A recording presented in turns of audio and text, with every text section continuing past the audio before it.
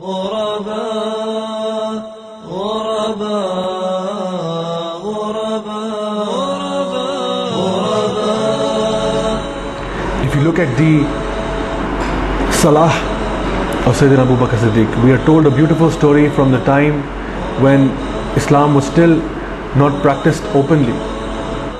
Sayyidina Abu Bakr Siddiq used to pray in the front yard of his house.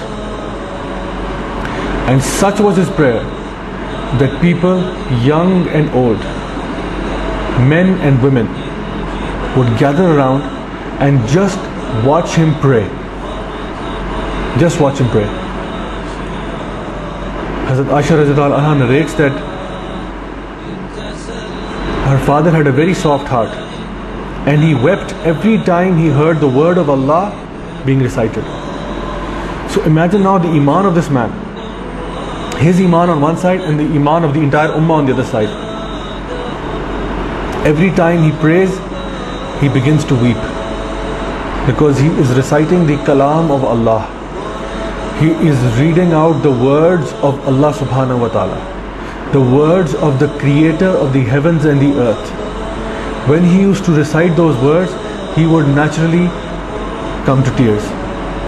And the people, when they watched him, it was a sight worth watching. Just the salah of Sayyidina Abu Bakr Siddiq. We can only wish and dream that our salah would be as pure as that. Our salah would have so much khushu and so much taqwa as was the salah of Abu Bakr Siddiq radhiyallahu anhu. Even during the time before the passing away of the Holy Prophet sallallahu alaihi wasallam, during his last days, he made Sayyidina Abu Bakr Siddiq the Imam of the Muslims at that time, that he was going to lead the salah. And some of the people, they complained that when he becomes Imam, we cannot hear him because he cries so much in his prayer. Allahu Akbar.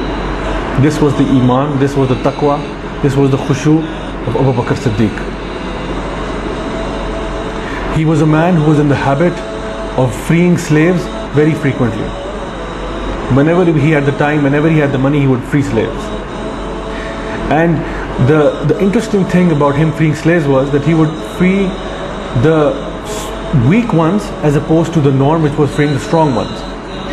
At this, the Quraysh mocked him that you free those who will be of no good to you after they are freed, because the natural sort of unwritten rule was that once you free a slave, that slave becomes almost obliged to you, that he will have to protect you and he will have to be there for you because you have done him a big favor.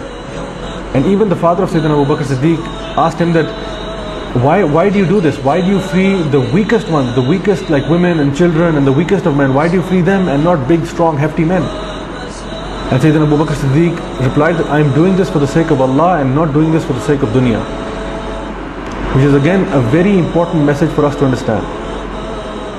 He did it for the sake of Allah subhanahu wa ta'ala. He was not looking for any rewards in the dunya. That was not the character of this man.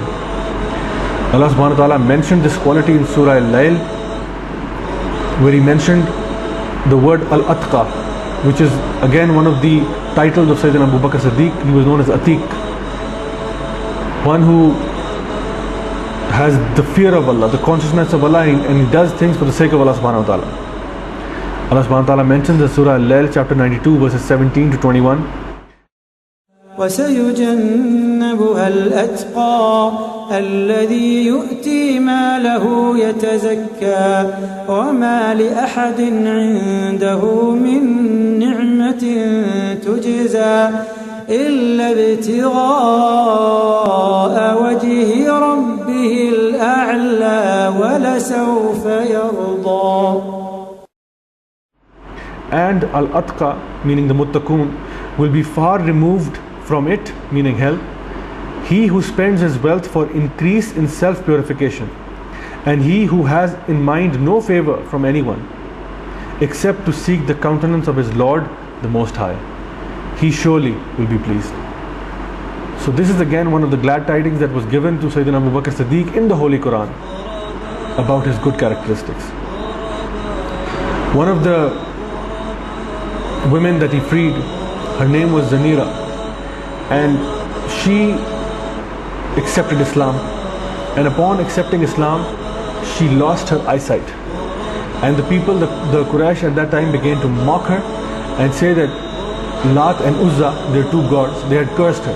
And therefore she had lost her eyesight because she had stepped into the fold of Islam. But look at the reply of the slave. She said, I know that all the good and bad comes from Allah.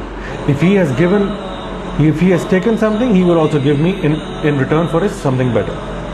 And it was at that moment in time that she got her eyesight back, because of her belief in Allah subhanahu wa ta'ala. And these are those moments which I mentioned earlier. These are those moments where Allah subhanahu wa ta'ala tests you. Will you disbelieve? If a trial comes, will you back out, or will you stick to the teachings of Allah subhanahu wa ta'ala and His Messenger sallallahu alayhi wa sallam? What will you do in these moments of trial? How will you react?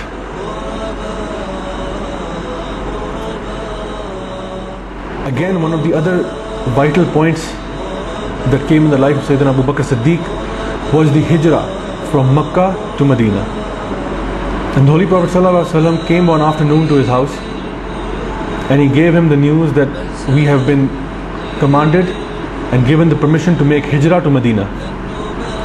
And it was at that point in time that Sayyidina Abu Bakr Siddiq asked the question that, Ya Rasulullah, will I be your companion? And when the Holy Prophet ﷺ said yes, he began to weep, because he could not believe his good fortune. Others might have wept because it would have been a very dangerous situation to be in, being the companion of the Holy Prophet ﷺ in a time when the Muslims were being persecuted, when they were being chased and hunted. At that time, being his companion would be nothing short of a suicide.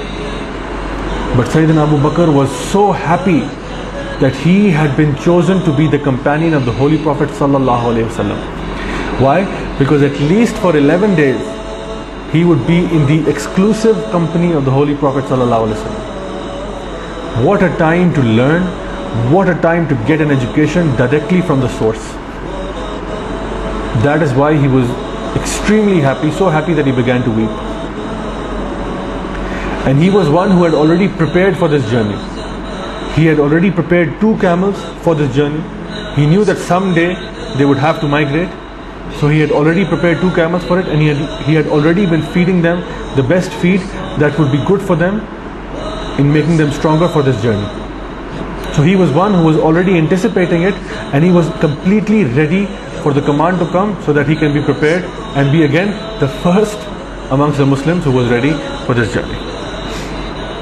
Allah subhanahu wa ta'ala mentioned in the Holy Qur'an in Surah Tawbah chapter 9 verse 40, إلا تنصروه فقد نصره الله إذ أخرجه الذين كفروا ثاني اثنين إذ هما في الغار إذ يقول لصاحبه لا تحزن إن الله معنا فأنزل الله سكينته عليه وأيده بجنود لم تروها وجعل كلمة الذين كفروا السفلى وكلمة الله هي العليا والله عزيز حكيم.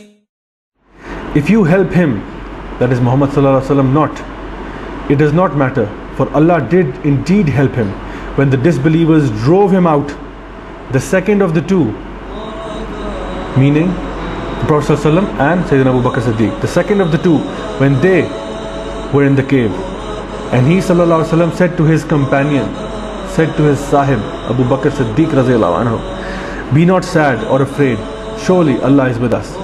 Then Allah sent down His sakina, the calmness, tranquility and peace upon him, and strengthened him with forces, meaning angels, which you saw not, and made the word of those who disbelieved the lowermost, while it was the word of Allah that became the uppermost.